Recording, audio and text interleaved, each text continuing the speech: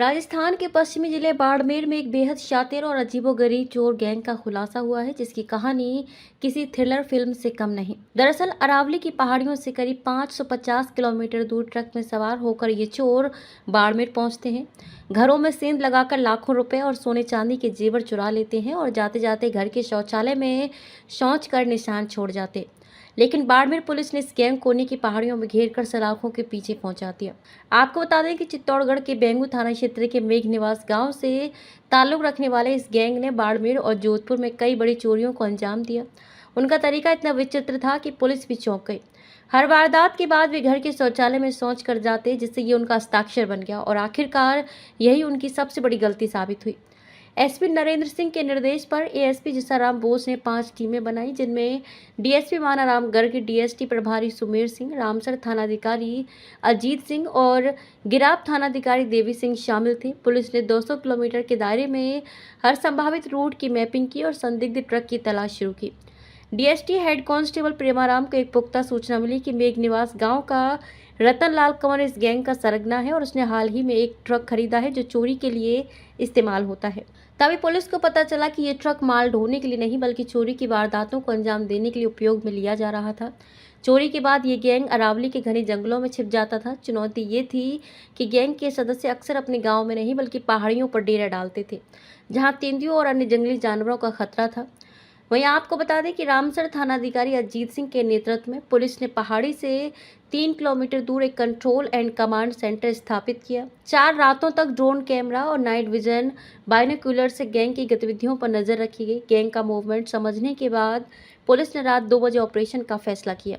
इसके बाद गुरुवार रात 2 बजे पुलिस की टीम अंधेरे में पहाड़ी की चढ़ाई करते हुए चोटी पर पहुंची। सरगना रतनलाल कंवर पुलिस की आहट पाकर भागने लगा, लेकिन घायल अवस्था में उसे पकड़ लिया गया। पुलिस ने मौके पर मौजूद 4 आरोपियों को गिरफ्तार किया। यह ऑपरेशन न सिर्फ एक शातिर गैंग की गिरफ्तारी की कहानी है, बल्कि ये बाड़मेर पुलिस की बहादुरी, तकनीकी सूझबूझ और पेशेवर रणनीति का प्रमाण है। अरावली के जंगलों में रात 2 बजे ड्रोन और नाइट विजन के साथ पहाड़ी चढ़कर अपराधियों को पकड़ना आसान नहीं था, लेकिन पुलिस ने ये कर दिखाया।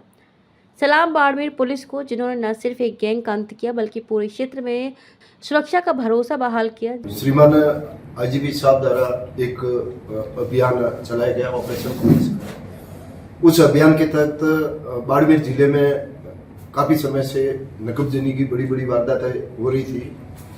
इसी के तहत 25/3 को रामसर एवं 3/4 को हर्षणी में बड़ी नकबजनियां हुई और इस नकबजनियों को नजर रखते हुए एक विशेष टीम का गठन किया गया, जिसमें मेरे अधीनी निर्देशन में रामसर वृत्ताधिकारी एवं उनके गिराब थानाधिकारी और रामसर थानाधिकारी, डीएसटी टीम जिनके प्रभारी सुमेर सिंह की इंदा है, इनके नेतृत्व में एक विशेष टीमों का गठन किया गया। और ये विशेष टीमें चित्तौड़ में जो बेगू क्षेत्र है उसमें जो कंजर निवास करते हैं वहाँ पर इन्होंने सर्च अभियान चलाया गया। जो हमें क्लू मिले उसी के आधार पर हमने कुछ लोगों को दस्तयाब किया। दस्तयाबी के दौरान इनसे पूछताछ की गई। पूछताछ में बाड़मेर जिले की काफ़ी नकबजनियाँ ट्रेस होने का खुलासा हुआ है, जिसमें रामसर में करीब 44 तोला सोना एवं अन्य आभूषण भी थे और हर्षणी में 7-8 तोला सोना 6 लाख रुपये नकद चोरी करके ले गए थे।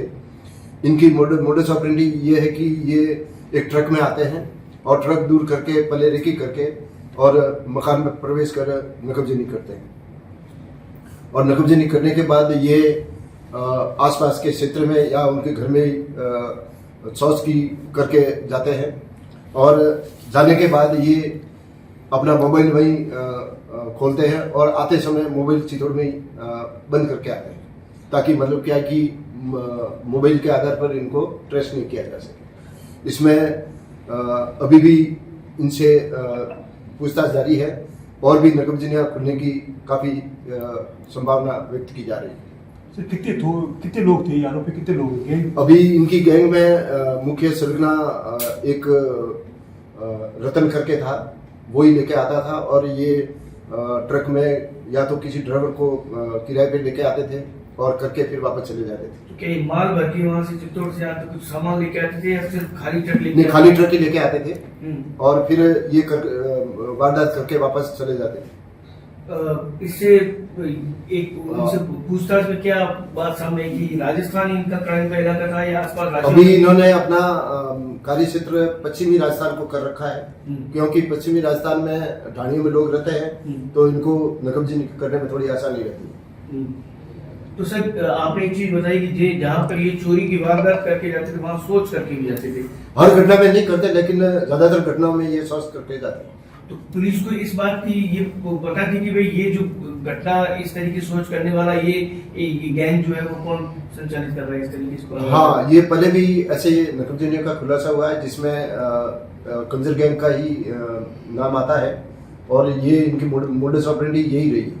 तो क्या स्थानीय जो जैसे बाड़मेर के लोग जैसे पश्चिमी राजस्थान को आपने जैसे बताया कि इन्होंने टारगेट कर रखा था, तो यहाँ के लोगों का भी कोई साथ है या सारे लोग ही वहाँ नहीं, यहाँ के कोई लोग शामिल नहीं है, ये लोग वहीं के रहने वाले हैं। टोटली बेगू के आसपास इनके करीब 12 गांव हैं, वहाँ के हर गांव के अलग अलग गैंग हैं और ये नकबजनियाँ करते रहते हैं।